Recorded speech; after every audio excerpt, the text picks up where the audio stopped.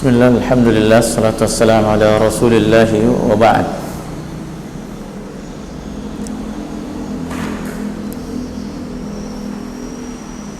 Falau qad zukta min halwahu ta'man la asarta ta'alluma wajtahadta wa lam yashghalka anhu hawan muta'un wala dunya bizukhurufiha futinta wala alhaka khalas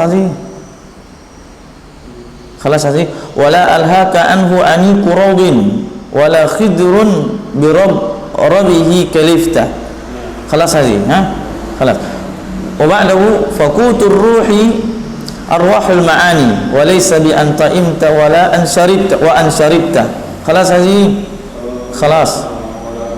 fawazibuhu al'an fawazibuhu lamma faqutu 15 walam yashghalka idzan al'an wala alhaka anhu aniku radin. Alhamdulillah, salatu wassalamu ala rasulillah wa ba'd. Sebelumnya kita sudah selesai sampai 15. Sekarang bait yang ke-16. Wala alhaka anhu, dan engkau tidak tidak dibuat lalai. Alhaakumut takasur. Hadhihi muradif. Wala alhaka anhu aniku rawdin. Mana aniku rawdin? Jamalud dunya. Yani rawd huna maknahu ad-dunya. Di anna ad-dunya mali'atun bir-rawdah. Mana rawd? Aman. Ya aud ani kalimat anikun yani mahu jamal. Ketika seorang maksudnya ketika seseorang menyibukkan dirinya untuk mencari ilmu, maka dia tidak akan dibuat lalai dengan dunia. Yang pertama, kenapa? Karena kesibukannya. Dia sudah menyibukkan dirinya, sudah menempatkan kesibukannya pada suatu pekerjaan, yaitu menuntut ilmu. Pertama. Kedua, dia tidak sibuk dengan dunia dikarenakan apa? Dikarenakan dia sudah mengetahui hakikat dunia itu. Itu yang membuat seseorang tidak sibuk dengan dunia. Yang membuat orang sibuk dengan dunia, yang pertama, tidak ada pekerjaan, tidak menyibukkan diri dengan sesuatu yang lebih penting daripada seluruh pekerjaan di dunia. Pertama. Kedua, menganggap menganggap bahwa menuntut ilmu bukan bagian daripada bukan pekerjaan yang terpenting. Dipahami? Padahal menuntut ilmu adalah pekerjaan yang terpenting. Kemudian yang kedua, yang berikutnya, seseorang tersibukkan di dunia tatkala dia tidak mengetahui hakikat dunia itu. Tidak mengetahui hakikat dunia. Orang menuntut ilmu, kita sudah sebutkan kemarin bahwa dia akan disibukkan, orang yang tidak tersibukkan dengan dunia dikarenakan disibukkan dengan ilmu. Dengan ilmu, tersibukkannya seseorang dengan ilmu, dengan mempelajarinya dan dengan mengajarkannya. Tambah yang ketiga adalah dengan mengamalkannya. Dengan mengamalkan ilmunya. Wala alhaka anhu aniku radin wala khidrun birabihi kalifta. Dan juga khidr. Apa khidr? Wanita yang sedang dalam pingitan, yang tidak boleh keluar rumah, sedang dijaga baik-baik sama orang tuanya. Maksudnya ini bagian dari dunia, kalifta. Kalifta, engkau terbebani. Engkau terbebani. Apa makna sini?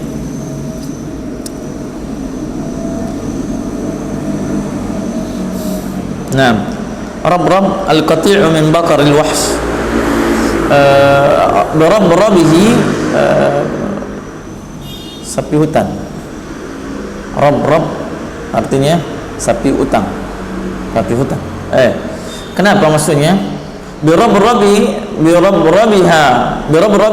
kalifta. Di dalam Al-Quran tentang orang Yahudi dikaitkan dengan dikaitkan dengan sapi. Orang Yahudi dikaitkan dengan kata sapi. Wa usyriba fi qulubihim. Dijadikan cinta mereka betul-betul cinta terhadap dunia. Cinta terhadap dunia. Dan apa maknanya? Ahli tafsir tentang surat Al-Baqarah itu, kenapa jangan menganggap bahwa orang Yahudi itu cerdas, karena tidak ada binatang yang lebih bodoh daripada sapi. Maksudnya orang Yahudi itu bodoh. Orang Yahudi itu bodoh, dan Allah banyak membeberkan tentang kebodohan mereka di dalam Al-Qur'an. Sebagaimana apa? Sebagaimana tentang jual beli dengan riba. Orang Yahudi protes. Apa bedanya jual beli dengan apa? Dengan melakukan riba. Orang jual beli, saya beli 500.000, saya jual 520.000 untung. Orang riba juga, saya utangkan ke orang 500.000, suruh kasih kembali 20.000, sama hasilnya. Sama hasilnya. Itu yang dipikirkan oleh orang Yahudi. Tetapi mereka buta terhadap yang diinginkan oleh Allah Subhanahu wa taala, yaitu bukan hasilnya, tetapi cara memperoleh keuntungannya. Orang Yahudi juga disebutkan tentang Al-Qur'an, tentang apa? Kebodohan mereka tentang menyembelih. Mana yang mereka mengatakan mana yang lebih hebat, lebih mulia? Yang binatang yang disembelih oleh manusia atau binatang yang dimatikan oleh Allah? Sama-sama dimatikan, tapi yang berbeda siapa? Siapa yang membunuh? Siapa yang mematikan itu? Maka mereka memakan bangkai. Mereka membolehkan makan bangkai. Dia tidak mengetahui, dia hanya mengilmui akhirnya, tapi tidak mengapa? Tidak mengilmui dan menutup mata tentang proses matinya. Prosesnya. Itu orang Yahudi. Makanya kita ini dituntut untuk mengetahui sesuatu di dunia ini, apa saja kegiatan kita, bukan sekedar berilmu, tapi bagaimana proses berilmu itu. Bukan sekedar kita kaya, tetapi bagaimana proses kaya itu. Itu yang diinginkan oleh Allah Subhanahu wa taala. Caranya yang Allah inginkan, bukan hasilnya. Ada orang bisa kaya melalui curian. Ada orang bisa kaya melalui korupsi. Ada orang bisa kaya melalui tipuan, kezaliman dan seterusnya. Sama-sama hasilnya. Orang yang berdagang hasilnya kaya bisa. Orang yang mencuri juga hasilnya bisa kaya. Tapi Allah tidak menuntun kita, tidak mengajari kita untuk melihat sebuah hasil. Makanya ketika mungkin sebagai penuntut ilmu, jangan melihat seorang ustadz yang kita ta'ajubi karena dia pergi ke tempat tertentu. Dengannya dia di sana dia berilmu, kita juga ke sana. Kita juga ke sana. Tetapi yang kita ingin ilmui ustaz tersebut, bagaimana dia menuntut ilmu, di mana dan bagaimana caranya. Kalaupun di mana itu urusan terakhir, tapi yang paling inti adalah bagaimana cara dia belajar, bagaimana dia peroleh ilmu. Itu yang diinginkan. Bagaimana cara ada orang berilmu tapi ternyata bukunya dicuri. Ada orang berilmu tetapi bukunya adalah ghasab. Apa ghasab? Menggunakan bukunya orang tanpa izin. Itu namanya ghasab. Itu juga tidak berkah ilmunya. Tidak berkah ilmunya.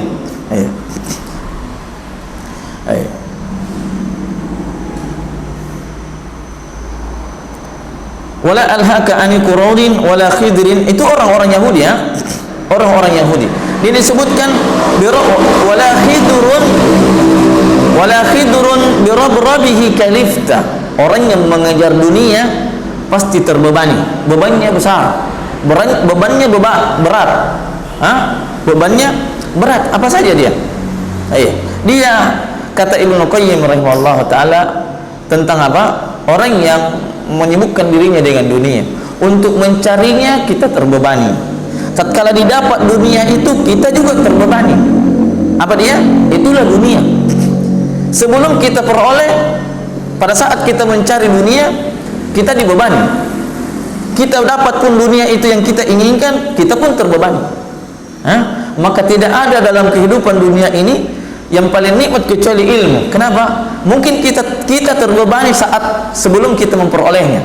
Dalam rangka mencarinya kita terbebani, mengeluarkan uang, harus berkorban, intinya korban harta, korban uang, korban waktu, semuanya korban. Orang tua ditinggalkan, orang-orang terdekat ditinggalkan, dan seterusnya. Tapi ketika kita sudah peroleh ilmunya, maka kita tidak terbebani, kecuali mengamalkan saja. Kecuali mengamalkan saja. Apa dia? Kita tidak terbebani dikarenakan ilmu itu yang menjaga kita, ilmu itu yang membimbing lagi kita, ilmu itu yang mengarahkan kita, ilmu itu memberikan seluruh cara kehidupan, seluruh cara kehidupan. Faqutur ruhi arwahul ma'ani, makanan pokok hati, ruh kita maksudnya. Ruh kita adalah arwahul ma'ani. Apa dia? Ruhul ma'ani, maksudnya ilmu, ketakwaan, keilmuan. Bagaimana kita mengetahui hakikat kehidupan, bagaimana mengetahui hakikat akhirat itu. Kita yang harus mengetahuinya itu. Maka itulah makanan apa? Ruh seseorang. Adapun fisik kita, maka makanannya ya makanan, nasi, roti, dan seterusnya, minuman, air, sirup, dan seterusnya. Maka itu adalah makanan pokoknya fisik kita. Adapun roh kita, maka dia juga butuh dengan ruh. Dan Allah menyebutkan di dalam Al-Quran tentang ilmu, dinamakan dengan ruh. Dinamakan dengan ruh. Walaysa bi anta'imta wa ansharibta. Makanan ruh itu bukan engkau makan makanan, makanan nasi, makanan ini, bukan itu. Walaysa wa ansharibta, dan juga bukan minuman air, bukan itu minumannya. Minumannya adalah zikir, minumannya adalah takwa, minumannya adalah tadabbur ayat dan seterusnya, ayat-ayat Allah Subhanahu wa taala. Adapun fisik, maka ini juga menunjukkan berkaitan dengan sebelumnya, bahwasanya orang yang mengejar dunia itu tujuannya satu, fisiknya saja. Tujuannya satu, yaitu fisiknya. Bagaimana bisa gemuk, bagaimana bisa bersenang-senang dengan kehidupan dunia. Namun dia membuat ruhnya itu menjadi kurus. Ruhnya itu menjadi kurus. Kenapa? Karena dia tidak mengimbanginya. Rasulullah SAW disebutkan dalam hadis bahwa di antara doa yang paling banyak disebutkan dalam doanya, dalam munajatnya Rasulullah SAW adalah apa dia? Rabbana atina fid dunya hasanah wa fil akhirati hasanah wa qina azabannar. Maksudnya apa? Orang yang cerdas itu adalah orang yang menggabungkan sisi dunianya dalam hidupnya dan sisi akhiratnya. Bukan ditinggalkan salah satunya, kecuali di sana ada pilihan yang mengharuskan kita memilih. Maka yang paling kita kedepankan adalah perkara akhirat, perkara akhirat. Mungkin orang tidak bisa mengumpulkan dunianya dikarenakan dia mengkhawatirkan dirinya untuk lebih jauh dari akhirat, untuk lebih tertarik pada dunia, sehingga justru yang sebenarnya dia mau menggabungkan ternyata dia lebih jauh dari akhirat. Maka ini boleh dia pilih salah satunya, boleh dia pilih. Tapi kalau di sana selama masih ada kemampuan, masih ada keluasan dalam diri kita untuk memilih, maka dipilih dua-duanya, menggabungkan kedua-duanya. Fawazibuhu, fawazib, apa fawazib? Jalanilah ia dengan terus menerus, istiqamalah di atas jalan ilmu, dalam menuntut ilmu. Wa khuz bil jiddi fihi, dan ambillah ilmu itu dengan kesungguhan, kesungguhan. Dan ini di antara syarat memperoleh ilmu, istiqamah, kemudian ijtihad, bersungguh-sungguh, kemudian bersungguh-sungguh. Orang yang tidak istiqamah dalam ilmu, maka dia akan terputus. Dia akan terputus. Orang yang tidak bersungguh-sungguh, berusaha dengan sekuat tenaga, dia korbankan waktunya, dia korbankan hartanya, dia korbankan seluruh perasaannya. Perasaan, maksud saya perasaan dari orang-orang yang dia tinggalkan. Maka dia tidak akan memperoleh ilmu. Dia tidak akan memperoleh ilmu. Ya, makanya kita sebutkan ayat yang kemarin, ya Yahya khuzil kitabah biquwwah, quwwah, dengan kekuatan. Maksudnya apa? Dengan kesungguhan. Dengan kesungguhan. Ya, para ulama dahulu itu dia korbankan hartanya, bahkan nyawanya di lautan dan di dalam di perjalanannya. Mereka apa? Dalam rangka menuntut ilmu. Sekarang alhamdulillah seluruh fasilitas ilmu itu sangat berbeda, bertolak balik daripada apa? Cara memperoleh ilmunya orang terdahulu dengan saat ini. Seluruh media bisa kita miliki untuk memperoleh ilmu. Tapi terkadang saja apa? Orang lebih cenderung menuntut ilmu, mencari ilmu, mendengar ilmu hanya sekedar apa dia? Hanya sekedar bagaimana kepenatan dunia yang di siang harinya dia hilangkan. Itu saja. Maka betul dia akan memperoleh apa yang dia inginkan. Hilang penatnya dunia yang mulai dari pagi sampai sorenya, hilang. Tetapi bersamaan dengan itu ilmu dia tidak peroleh. Kalau orang menuntut ilmu sekarang bukan hanya bertatap muka, kemudian apa? Dia mencari ilmu melalui media, maka hendaknya dia meniru, menuntut ilmunya, caranya memperoleh ilmu tatkala orang duduk di dalam majelis. Apa dia? Selesaikan dulu satu bab, baru pindah lagi bab berikutnya. Selesaikan dulu sama seorang ustaz, baru kemudian pindah lagi permasalahannya kepada ustaz yang lain. Tapi kebanyakan tidak. Ternyata kayaknya pembahasannya ini menarik, kayaknya ini saya ikutin. Jadi bukan kebutuhan dia, tetapi berdasarkan dengan apa? Berdasarkan dengan temanya, indah atau tidak temanya. Ini kayaknya, apalagi kalau sudah masuk dengan masalah khilaf. Senang dengan khilaf itu. Padahal belum ada dasarnya untuk membicarakan perbedaan para ulama. Ini bukan perbedaan kita ini, tapi perbedaannya para ulama mau dibahas untuk mencapai bisa memahami pemahaman apa perbedaan di kalangan ulama. Pahami dulu satu ulama, baru bisa paham dengan ulama lain. Baru bisa paham dengan pemahaman mazhabnya ulama lain. Kalau tidak, maka kita akan terombang-ambing. Ulama ini berbeda, orang ini akhirnya apa? Akhirnya apa? Tidak ada ilmunya. Dia tidak mengetahui satu keilmuan. Satu keilmuan.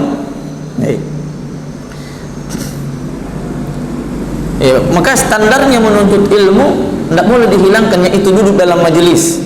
Kalau kita memang lebih senang atau mungkin ustadznya jauh, maka model belajarnya sama dengan apa? Sama dengan belajar bertatap muka. Jangan kalau sudah pakai internet sudah bebas, tidak seperti lagi bertatap muka. Sudah menyibukkan diri karena sudah ustadznya sudah jauh. Kita tidak apa-apa begini-begini. Enggak, itu hilang barakah ilmunya. Banyak begitu. Banyak. Apa dia? Kalau di dalam majelis kita diam, tidak boleh begini, tidak boleh begitu dan seterusnya. Tidak boleh menyibukkan diri dengan yang lain dan seterusnya. Apapun ilmu yang kita pelajari kepada siapa saja, ustadznya dekat atau jauh, maka semuanya ada caranya. Ada caranya, ada adabnya, ada metodenya. Maka ilmu itu diperoleh dengan metode tertentu, dengan cara tertentu, bukan dengan apa tadi judulnya, bukan dengan kayaknya HP-nya lebih bagus, zoom-nya lebih bagus. Enggak. Bukan begitu. Itu yang banyak tidak diperhatikan. Fawazibuhu wa khudh bil jiddi fihi fa in a'takahu Allahu akhadta. Fa in a'takahu Allahu akhadta. Kalau memang Allah Subhanahu, kalau kita sudah bersungguh-sungguh, insyaallah akan berikan. Fa in a'takahu Allahu akhadta. Niscaya engkau akan memperoleh ilmu itu. Itu maksudnya. Niscaya engkau akan memperoleh ilmu itu dengan sungguh-sungguh. Itu diantara syaratnya untuk memperoleh ilmu. Kalau tidak, ilmu itu datang kemarin kita sebutkan Ilmu itu sangat pelik. Kita bersungguh-sungguh saja belum tentu kita kuasain satu buku. Kita bersungguh-sungguh saja satu masalah kita pelajari dalam 1 bulan dan setahun, itu belum tentu kita pahami. Apalagi kalau main-main, apalagi kalau tidak diambil dengan adab, apalagi kalau terombang-ambing dengan gaya setiap ustaz. Jangan perhatikan gayanya ustaz. Jangan perhatikan gayanya ustaz, tapi perhatikan kepada siapa, apa yang kita butuhkan, dan ustaz ini siapa. Artinya kebutuhan kita sama dia ada tidak?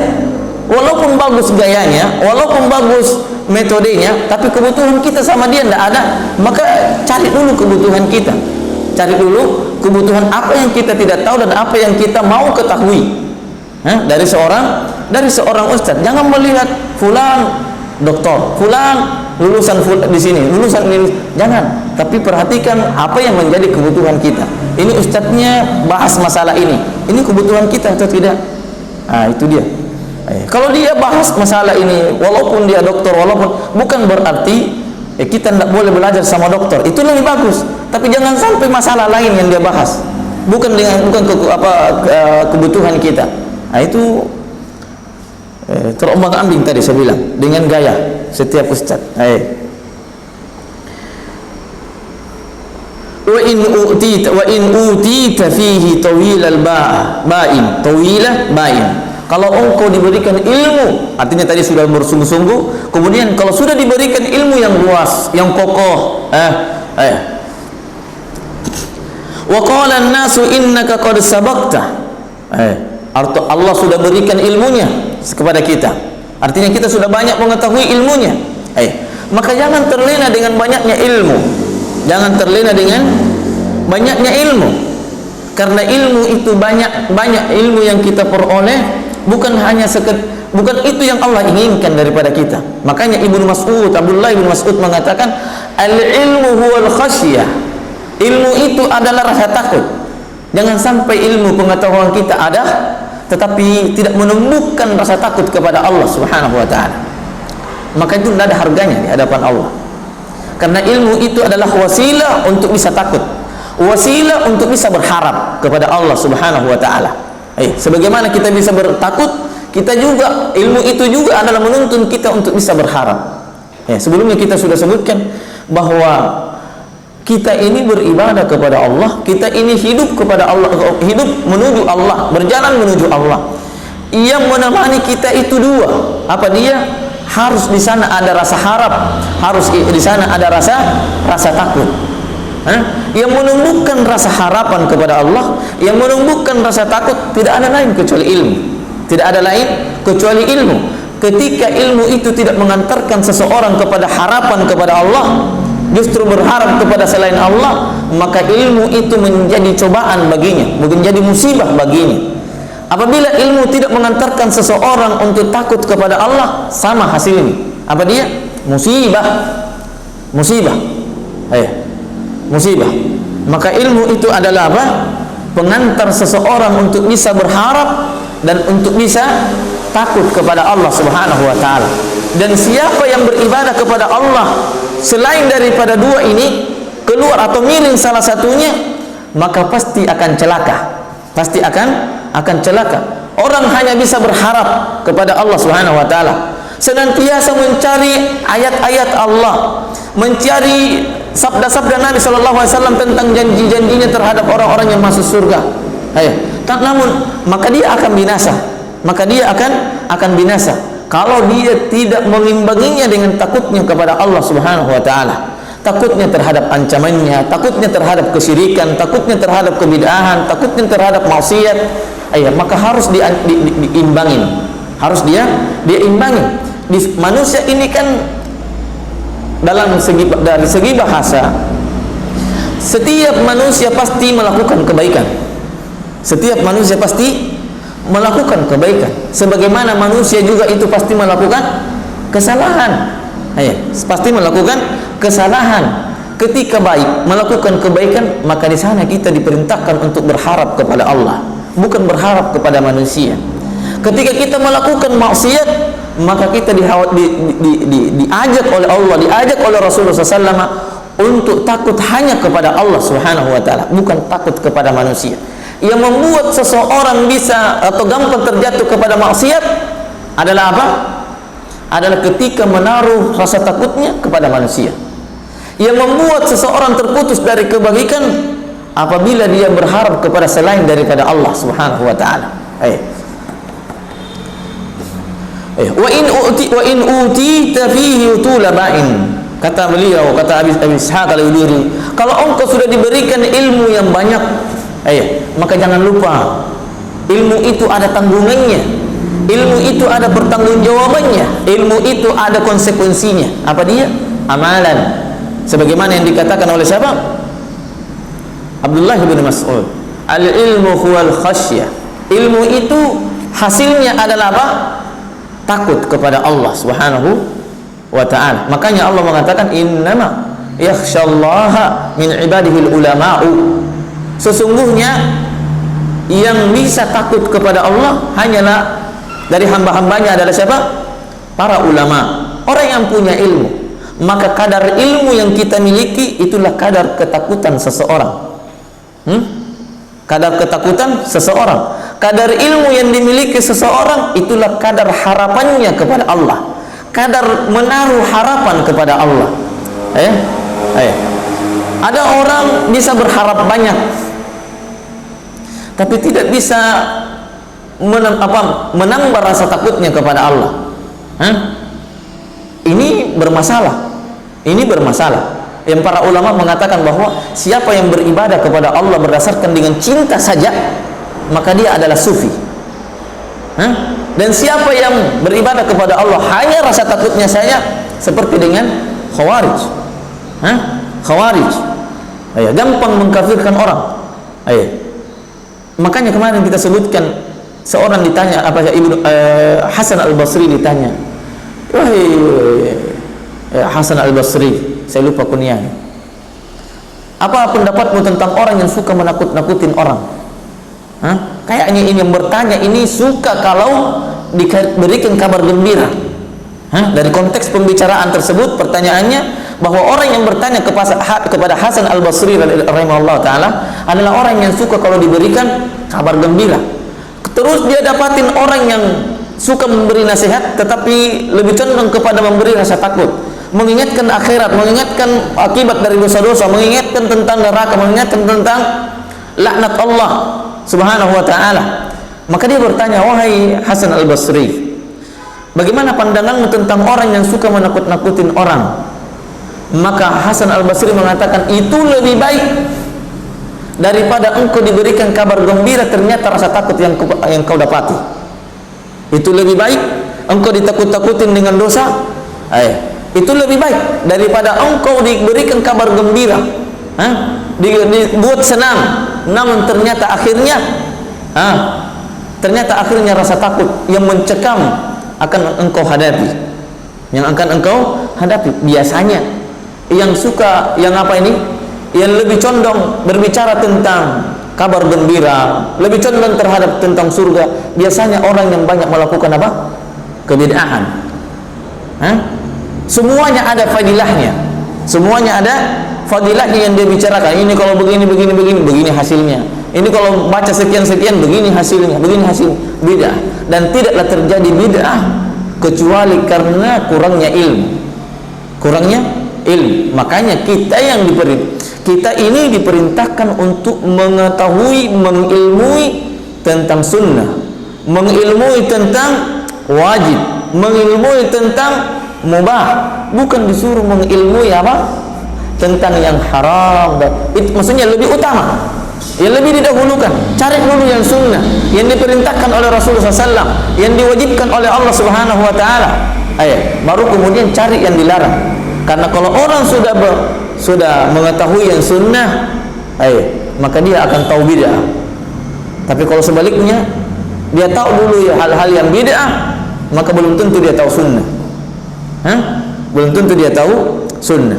Wa in utita fihi tulaba'in, kalau engkau diberikan ilmu yang luas, sudah dapat ilmu, sudah dapat ilmu, tidak boleh, sudah menonjolkan dadanya, bangga, Saya lebih berilmu dari fulan, saya lulusan di sini, saya lulusan begini, ustaz saya begini. Itu tidak ada gunanya. Tidak ada gunanya berbangga dengan ustaz, berbangga dengan fulan, berbangga dengan kelompoknya, berbangga karena dia dianggap salafi, berbangga karena dia dianggap ahlus sunnah wal jamaah. Itu tidak ada gunanya. Tidak ada gunanya. Ustadznya tidak akan ditolong, kita tidak akan menolong ustadz kita tidak akan ditolong oleh seorang ustadz yang kita banggakan. Tetapi sebagaimana kata Rasulullah sallallahu alaihi wasallam, i'malu ya bani Quraisy, tentang orang Quraisy, ya bani Hashim, i'man semuanya Rasulullah sallallahu amalkan, beramallah, berbuatlah, beribadahlah. Wahai Fatimah, beribadahlah, lakukanlah amal soleh. Wahai Bani Hashim, lakukanlah amal soleh. Itu mereka perintahkan. Siapa Rasulullah SAW perintahkan mereka? Kenapa? Karena dengan amalan itulah yang berdiri di atas ilmu. Dengannya Rasulullah SAW bisa kita dapat syafaatnya. Dengannya Rasulullah SAW bisa menolong Bani Hashim. Kalau tidak berilmu, walaupun keturunannya itu tidak bisa ditolong. Abu Jahal, ini tidak bisa ditolong oleh siapa? Rasulullah SAW. Kenapa? Karena memang dia tidak mengindahkan ajakan dan suruhan Rasulullah Sallallahu Alaihi Wasallam. Maka jangan terlena dengan kekaguman kita terhadap orang lain. Kagum itu kita bersyukur, alhamdulillah. Itu satu dasar untuk bisa mendorong kita melakukan kebaikan. Suatu dasar untuk bisa kita mencari kebaikan seperti kebaikan fulan yang kita kagumi. Bukan kekaguman, justru kekaguman itu membuat kita buta dan terlena sehingga kita tidak mencari apa yang menjadi mendasar dalam kebutuhan kita. Wa qala an-nasu innaka qad sabaqta. Masya Allah. Kalau sudah manusia, kita sudah punya ilmu, dan manusia juga sudah tahu bahwa kita punya ilmu, orang-orang akan mengatakan engkau telah melampaui keilmuannya dengan ustaz fulan, dengan fulan, dan seterusnya. Artinya apa? Manusia pada saat kita sudah punya ilmu, manusia akan memuji kita. Manusia akan memuji kita. Ketika kita terlena dengan pujian juga, apa jadinya? Kesalahan kita tidak akan mengakui di hadapan manusia, terlebih lagi di hadapan Allah. Ketika kita terlena dengan pujian manusia, apa saja yang kita lakukan dari kesalahan, maka kita tidak berani mengakuinya. Padahal pengakuan itu adalah di antara sisi keilmuan atau hasil dari keilmuan seseorang. Dia mampu mengakui kesalahannya atau tidak. Mungkin ada seseorang punya ilmu, kemudian dia mengetahui kesalahan orang lain, dia ungkapkan di hadapan orang banyak, namun ternyata kesalahannya itu adalah sesuatu kekeliruan. Maksudnya apa yang dia ungkapkan dari kesalahan orang itu adalah kekeliruan. Ini adalah, namun dia sudah tahu bahwa ungkapannya itu sudah keliru. Dia tidak membeberkan, dia tidak mengulangi, dia tidak mengatakan kepada manusia bahwa kesalahan kemarin saya sudah ceramah, saya sudah begini. Itu salah. Tidak berani itu. Khawatir. Itu di antara sebabnya adalah apa? Terlena dengan pujian manusia. Terlena dengan pujian manusia. Ketika seseorang terlena dengan pujian manusia, maka sulit untuk memperbaiki diri, sulit untuk memperbaiki lagi. Terlanjur salah, tidak mau mengikuti nasihat orang. Saya lebih jago daripada dia. Orang-orang tahu bahwa saya lebih jago dari antum. Orang-orang tahu. Apa jadinya kalau saya ikutin antum? Apa kata orang? Orang akan berpaling penilaiannya. Penilaian orang akan berpaling dari saya ke dia, sehingga ada keengganan, ada kesombongan untuk memperbaiki dirinya, untuk bangkit dari keburukan. Wa qala an-nasu innaka qad sabaqta. Dia pulang begini. Apalagi ketika kita punya prestasi disebabkan karena ilmu. Kita sudah pernah begini. Yang itu adalah kebanyakan, dan semua orang tahu bahwa begini. Maka ini satu sisi dia adalah nikmat, satu sisi dia adalah bencana. Dia akan menjadi nikmat manakala kita mengetahui hakikat tersebut. Seharusnya kita tawadu, tunduk kepada Allah Subhanahu wa taala, merendahkan diri di hadapan manusia, dan dia akan menjadi musibah, bala, cobaan manakala kita justru membanggakan diri kita terhadap prestasi yang kita lakukan, yang kita raih. Hadza min fadli rabbi liyabluwani aashkuru am akfur. Ini adalah pemberian Allah Subhanahu wa taala tentang siapa? Nabi Sulaiman. Hadza min fadli rabbi liyabluwani aashkuru am akfur. Semua keadaan yang dituntut bagi kita oleh Allah Subhanahu wa taala, Allah menuntut kita pada setiap keadaan adalah bersyukur dan apa? Dan memuji kepada Allah Subhanahu wa taala. Bersyukur. Apa saja, apapun keadaan kita, kita diperintahkan untuk bersyukur. Bukan hanya saat kita mendapatkan ilmu, bukan hanya saat kita sudah melakukan sebuah prestasi yang besar. Bukan. Sebelum kita melakukan prestasi, meraih sebuah prestasi, sebelum manusia memuji, kita juga diperintahkan untuk bersyukur. Diperintahkan untuk bersyukur. Fala ta'man su'alallahi anhu. Kata beliau, fala ta'man.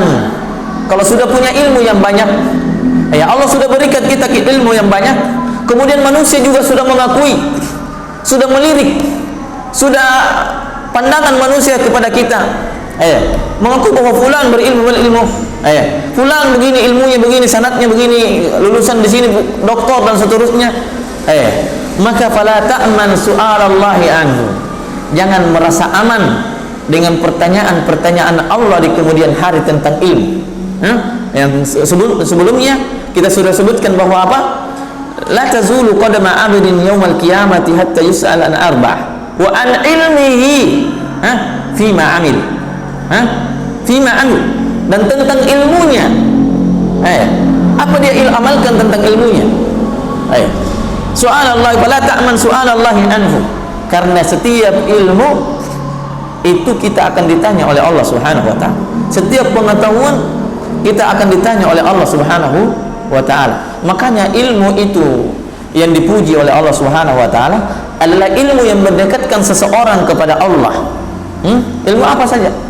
Yang terutama dalam hal ini adalah ilmu syariat, Al-Quran dan Sunnah. Orang belajar pesantren, orang belajar agama, orang duduk dengan membaca kitab gundul dan seterusnya, itu yang lebih utama peluangnya. Tapi kalau ada ilmu dunia yang bisa mendekatkan seseorang, ilmu apa saja, ilmu dunia juga luas.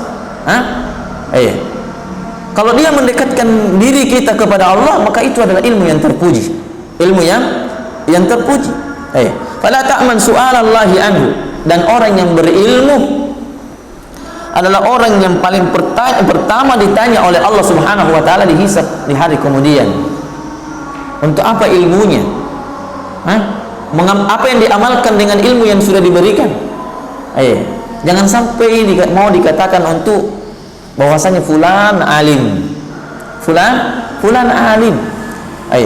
Mungkin tidak terbetik dalam diri kita.